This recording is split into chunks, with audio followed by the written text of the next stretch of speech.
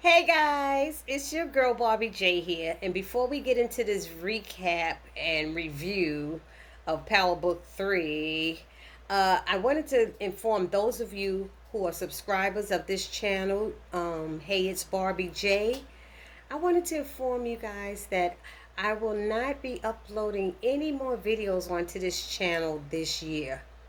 So I'm asking you if you can please, those of you who have been supporting me all this time, all my subscribers, to please subscribe over at June BLC. June BLC is my other channel. So I'm asking that you please go over there and subscribe. You will get the same great content um, and recaps and reviews of the same shows, plus some other stuff that I do, like my gardening and my backyard fun and my church chat. I do all these other things over in that channel anyway. It's probably more fun because it just is, you know. But right now I have to focus on one channel. I have a lot going on in my life, and it's been a bit much to maintain the two channels. So I'm not getting rid of this channel. I'm not getting rid of it. So you can say stay subscribed to it. But I'm asking you to subscribe over there to June BLC so I can continue to receive your support and your comments, that you've been giving me over the past year and a half. I really appreciate you guys out there, and I hope you can do this for me. And one last thing, I probably will come back to this channel later on, maybe around spring 2022.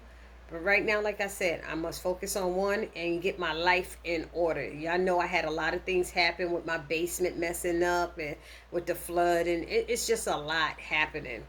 And then I'm not sure if I'm going to continue with the acting.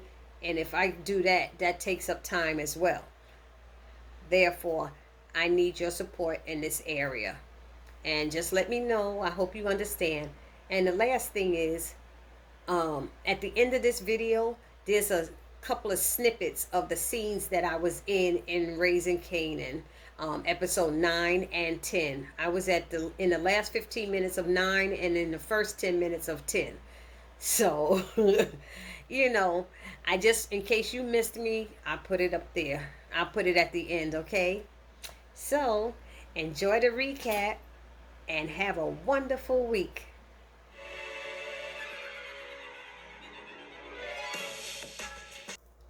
Hey, it's your girl Barbie J here, and we are talking about, I think it's the season finale, am I correct? Powerbook 3 Raising Kanan, Season 1, Episode 10, Paid in Full. I enjoyed this episode. I'm not sure how this is going to end, but they didn't say season finale, but I think it is the season finale. And the good thing is, we got to see Scrappy. Scrappy is back. Yes, Scrappy's back. So before we get started, shout out to everybody in my comment section. Thank you for holding my channel down. Shout out to all my subscribers, new and old. I appreciate all of you for holding my channel down. Okay, and my channel is June BLC. Come on back. Come on and subscribe to June BLC. I need you to subscribe, like, comment, and share. Subscribe, like, comment, and share. Okay, so it starts off, this episode starts off with Kanan. He didn't finish the job, as we see. We thought he had killed Detective, what's his name? Detective Howard, but he didn't. Hold on, something's in the way. But he didn't.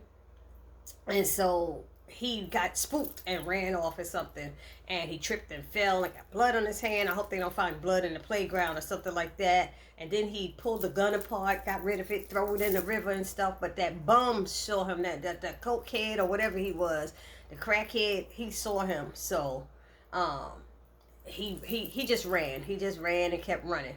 And then he made a phone call. He made a phone call, and I guess it was a code or something he put in, and they sent Scrappy to pick him up with the one patch on his eye. I said, "Come on, Scrappy!" He's like, "Get the car, nigga. Let's go." You know. So he told him. He looked at him and he said, "Yeah, see, shit gets real fast. Gets real fast when you know looking a nigga in the eye.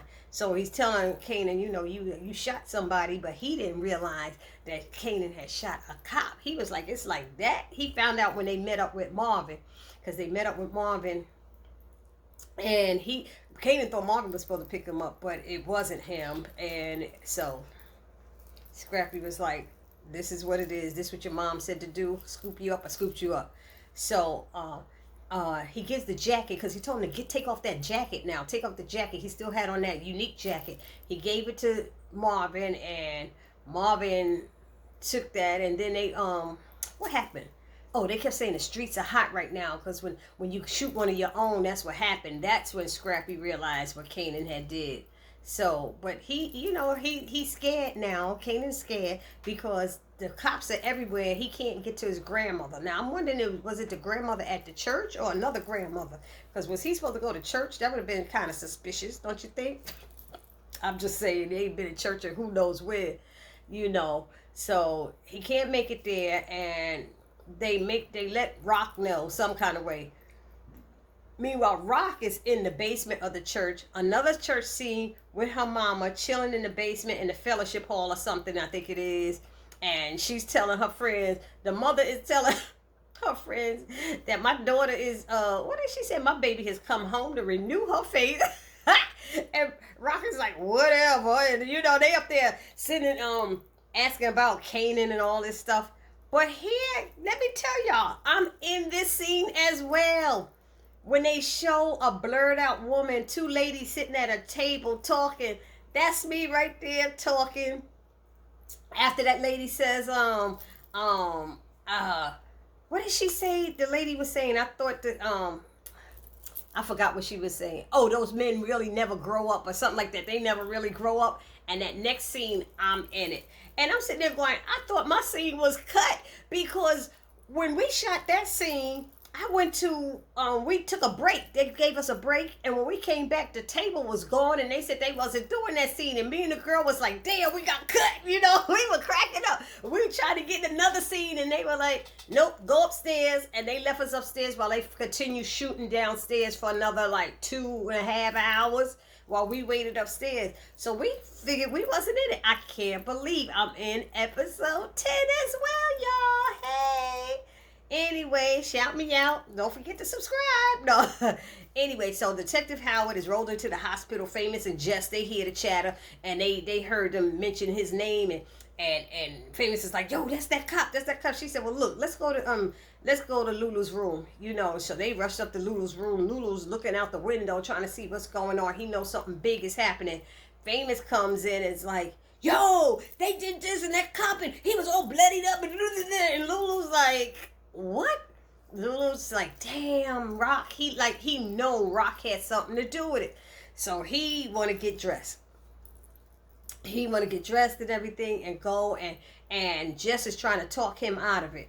She trying to talk him out of it, but he ain't listening to her. Then they show a scene with a police officer talking to a junkie, and the junkie's giving a description. Yeah, young dude, about my height, maybe taller, maybe shorter. They was like, he said with the jacket on, with the letters on his jacket. She said, what did the letters spell? He said, oh, come on, y'all. He said, I'm supposed to know what the word is. Can't you see that I'm as high as a Georgia pine? I was cracking up. He was like, I'm toe up. You trying to ask me to spell?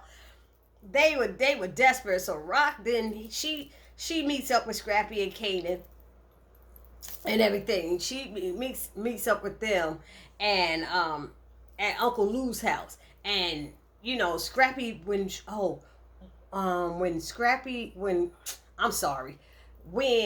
Kanan got out of Scrappy's car, Kanan gave him his props. He gave him his props and said he didn't realize at the stash house, but use a real dude, or you the real deal, or something like that.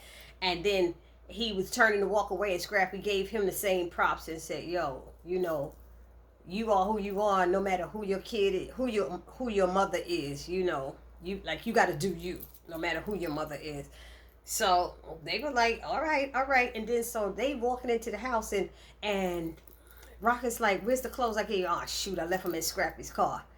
Scrappy was leaving like, I need to get my car clean because this nigga might have brought some like blood or some kind of stuff into my car that the cops could find this stuff, and he don't want no DNA up in his vehicle, so he was rushing to get his car cleaned and stuff. Um, what else happened? What is this? So Rock is cleaning him and washing his hand, and and asking him, what did he do? How did he do it? Did he do the 3 shots? Did he do it? He was like, I did 3 or 2 and he's not sure. He's like, what difference does it make? I put him down like you tell on his back and stuff. She said it makes a big difference. I need to know. So he wasn't sure. He's like, he ain't getting back up. He ain't getting back up. Well, that ain't what we learn later, is it now? But Detective Burke, she rushes into the hospital, and she rushing to go see her partner, and she's grabbed by some a black officer, and he's like, slow down, and she's like, who are you? She's being all tough and stuff, and he told her, he said, I'm Captain Louis Baptiste, and I'm taking over for Captain Peralta or something like that. And she's like, well, what happened to him? And they said they need heavier hands in South Jamaica, and I'm the heavier hands that they sent. And she informs him, after she learns that he's all jacked up, and he's saying not only is he gonna lose part of a liver, lung, and this, he also had leukemia and didn't tell nobody. And if the brass finds out, it's gonna be a problem. And she's like, what? She said, he never tells me anything. And she said, and that's the problem. I kept telling Peralta, but it was going on deaf ears and stuff. So he said Howard is AB negative, and that it's a rare type. Like, they don't know, it's touch and go, how long he gonna survive and all this stuff, if he's gonna survive. And she said, well, he's alive now, so let's stop talking about him like he dead and stuff. But she said, I want to go out there and look. I want to help out too. And he's like, no. She said, yeah, I need that leash, a long leash. That was my partner. And he said, leashes could get tangled up, so you got to be careful. So he allowed her to go with Detective Garcia and go out there. But the way she was walking, she was like, come on, Garcia, like she in charge and stuff. Garcia's looking at her like, who the are you? And then he looked at the captain. Captain said, yeah, go with her. Basically to watch her, because she probably gonna mess something up, and he concerned. Then Unique's boys tell him that Detective Howard got shot, and they knew something was going on. And he heard helicopters and stuff and police cars, and he's like, yo, these people are crazy. He said, did you find out who pulled the trigger? And people are talking about you. He's like, what? I wouldn't do that. All this stuff I do to keep the cops safe, all this I do, I ain't do nothing. So Unique is pissed. He's like, oh man. He said, Rock said, when the time come, I won't see it coming. And this is that time. So he's like, oh no, everybody off the streets, off the corners, and lay low. Keep doors locked and mouth shut. And he's like, don't say nothing. Then they show Rock took Kanan to the safe house spot, in that bodega. And she left him there and said that she told the owner what she should do. She gave her tips, don't do this. If the cops come, make them feel like they're doing their job. Let them beg for the tape. Don't let them. Did you see him walk by the tape with the jacket on? Yeah. Okay. So she said, stay in there until your Uncle Marvin come and get you. He was like, what? Why? And he's like, because you going out of town, and so he was like, what? He's dead. I did what you told me. I put him on his back. He ain't getting up. Well, she said, until I see that, stay here. And she told him she loved him. He said, I love you. He said, I did it for us. She said, you sure did. And then that was that scene. Then it was I'm sorry, I'm going quick. But then the police are roughing up people on the block. Y'all know how it is, black people. Police roughing us up on the block, everything. Any young black man is getting roughed up. Okay, so Marvin pretends he works for the gas company. He comes into that hotel, which we thought it was a hotel, but it's obviously the building where Unique lives and stuff. So the concierge gives him a bit of trouble. He finally lets him up and stuff, because he's like, sign it and say that there's no gas problem. But he goes upstairs, and he goes up there and breaks it, knocks on the door on the 14th floor, because that's the floor for Unique. And then he picks the lock, gets in there, takes that jacket out, hangs it up on the closet, and put it back. And then he leaves just in time, close the door and go down the stairwell, because he heard the elevator, and it was Unique coming off the elevator. So he ran down the steps, and Unique was coming in with his son and his son's mother and the baby mama and all that and stuff. And they get in there, and he start packing. He packing to leave, because he like, nah, they ain't gonna put this on me. I'm out of here and stuff. And what else? They show jukebox, and she's walking, and Detective Burke pulls her over, and Garcia goes through her bag, and they digging through her stuff. She got guys, boys clothes in there. She said, I can wear what the fuck I want to wear. It's like, what's the problem? And then he sees the pink, I don't know if it was an envelope or a book, and he's like, should I read it? That's what's in there.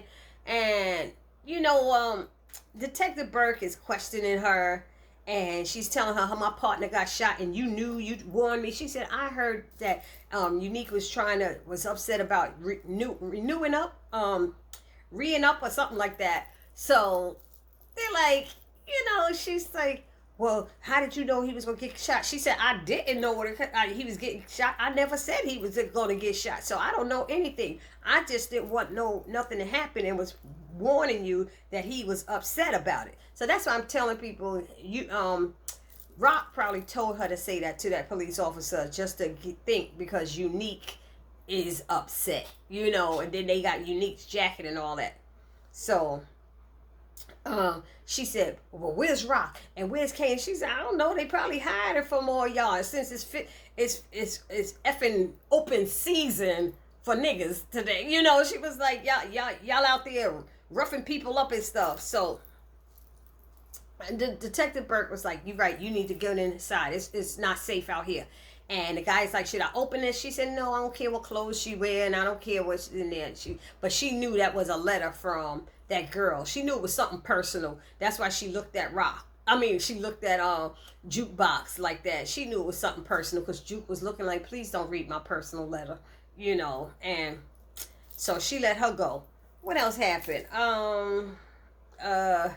So Juke goes to meet Kanan at the stash house and brings him those clothes, and it's cash. She brought the clothes and the cash for him to change into.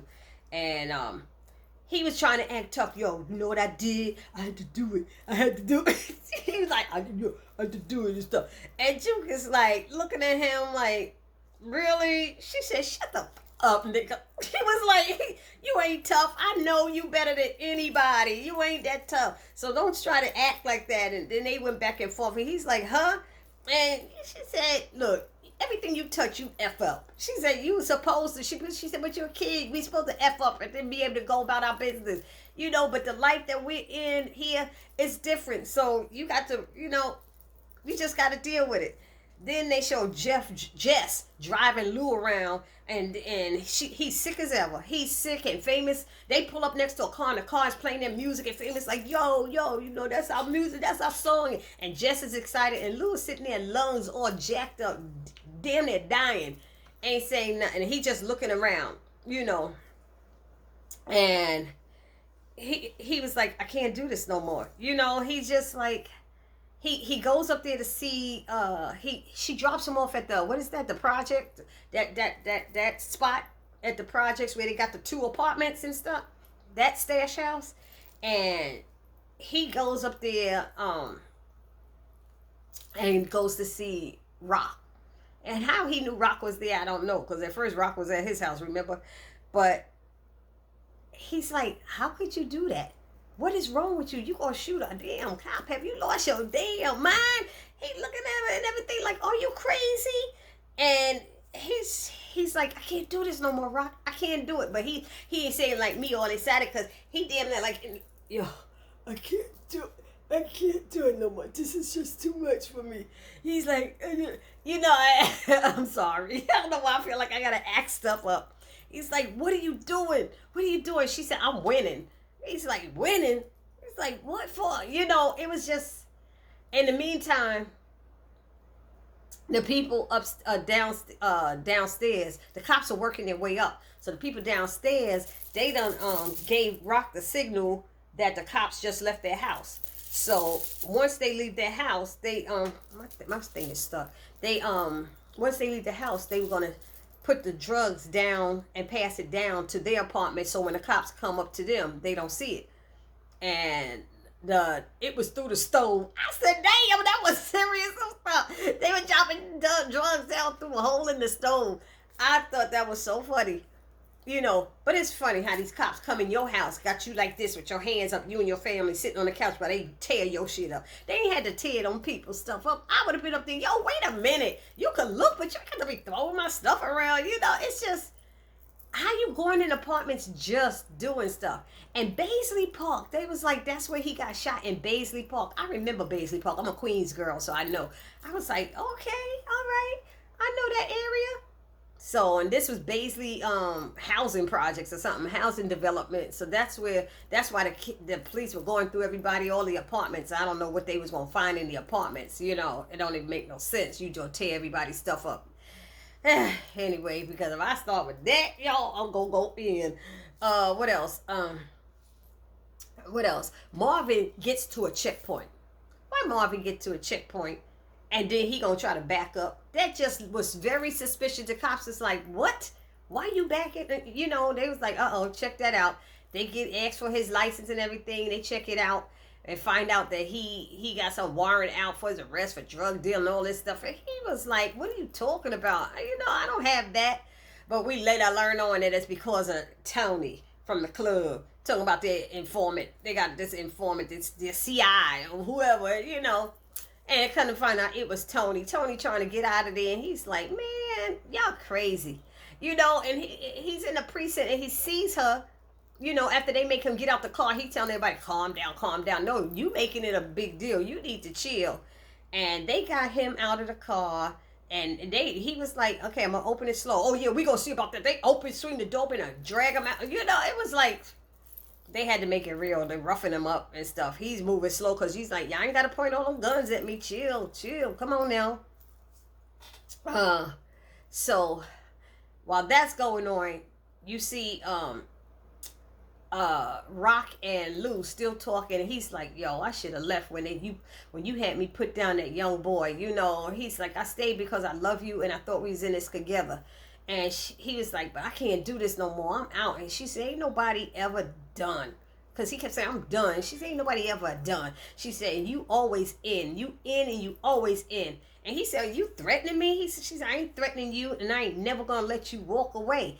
You know, and he said, yo, we got things that's clean. You know, we got she said, you got that studio. He says, not a studio, it's a record label, and it's clean, and I want to keep it clean. She said, it ain't clean, nigga. You got it with dirty money. And as soon as you touched it, that dirty money left your hand. How you pay for it, right?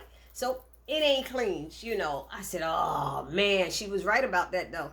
But he just trying to do the right thing, and she's like, we're done. Everybody want to live off the profits, but nobody want to do the work and all this stuff. And she said, and I'm trying to work so hard, you and your brother and everybody, and Kanan, and she was just going in. I was like, oh, snaps. Okay.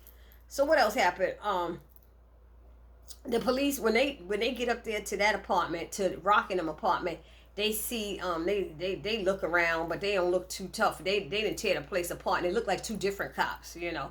And they said, what's wrong with him? Because Lou's sitting there like slumped over, not feeling good. She's like, oh, he was in a car accident. He ain't doing so good. But Lou could have awakened suspicions with him being there sick and stuff, and he's supposed to be in the hospital. He's supposed to be in the hospital 5 more days, and meanwhile he out and about, and his lungs is jacked up with smoke and stuff, you know. So I don't know if he's going back to the hospital, but he sure enough need to, that's for sure. Then what happened? So she was saying, don't you worry. She's telling Lou, don't you worry about it. I got everything all under control. She said, really? He said, if you got it all under control, why Kanan got to leave town? Why you got to take him out of town? And she's like, meanwhile, she's texting Marvin to get him out of town, and Marvin ain't answering. She don't know what's going on. Come on, Marvin. Come on, Marvin. Meanwhile, his beeper is on the desk at the precinct, and they said, somebody really trying to get you. It must be important. So it must be important. He said, fuck y'all cops. You know, all this stuff. And that's when he saw, when they were talking about his special, their CI, and it was Tony. So she was thinking, Rock is thinking, like, what am I going to do? This man is not answering what I'm going to do. And I knew it. Before she do it, I saw her eyes. I could see her brain thinking. She went call Symphony. She got Symphony to take, to pick up Kanan and stuff. And he went to the stash house and got her. Because they was nervous. You know, every time that door opened, it was like they got weapons. Like, I guess there's no way to get out of that room, that stash room, I guess. So, what happened? There was something I was about to say. Oh, when Unique came in, Katie was like, Oh, like, yeah, mom's told me to come get you. Come on. So he picks up Kanan. They outside, standing there. He's like, coast is clear. Come on. Instead of hurrying up into the car, he goes stand out there and start talking with Juke. And he taking off his coat and all this stuff. Get in the car. What y'all waiting for? Get in the car. Get in the car. And she tells him, I love him. She tells him she loves him, and he says it back. And Symphony drives him to Maryland. That's where it looked like they were going. I guess they got family there or something. And then they showed that scene with the police bust into Unique's apartment. Unique had just found that jacket in his apartment in the closet, and he looked at it and there was blood on it. He was like, "Oh man!" He's like, "We gotta go," because they was packing clothes and stuff. And at that point, the police bust in and arrest him. Said it looked like blood and all that stuff. So that was that. And what did it end with? Jess is in the car with Lou because I guess she was driving him back somewhere. I don't know where she was driving him back. And she giving him a pep talk. Oh, you need to be leaving this business and stuff. You have the record label now and you could just bounce because you're smarter than rock and your sister got you going. You going to be going down with her and all this stuff. And she going on, and Lou said, could you just shut the up and drive? I said, oh, damn. She just was like, yeah. I was like, I wanted to say that. So it ends with a rock on the it looked like she on the roof or something at the Baisley Park houses, and she's smoking a cigarette and looking down on the people below, thinking she won. Jukebox is sitting in her house alone, and she opens Nicole's letter to her, and she's reading that, and she starts crying, and Juliana has the police in her store taking her statement and everything. So everything is going, as they think planned. But then what happens? What happened, y'all? Detective Howard wakes up, and Detective Burke is in his room with him. She was waiting, and she's like, "Who did this to you? Can you talk? Do you know who did this?" She calls in the captain and everything, and they looking at him, and they waiting, and they like, "Who did this?" And that's what it ended. It ended just like that. So that's the season finale. But the one thing you heard the narrator saying is that he was saying something, 50 Cent narrates, and he was saying something like, you can't trust anyone, not even your mama. Because Rock done did and put Kanan into, maybe that was a way to get him away. Get him to do something crazy and get him away, but she just didn't want him to know who his daddy is. I don't know what it was. But that's how it ended. Let me know if I missed anything. I know I was jumping around and going real fast. But I hope y'all enjoyed this recap. See you in the next season. And don't forget, I'm in this episode. This your girl. And subscribe. Subscribe. This your girl, Barbie J, saying peace. Hallelujah. The storm is passing over. Am I right, Joyce? You know you are.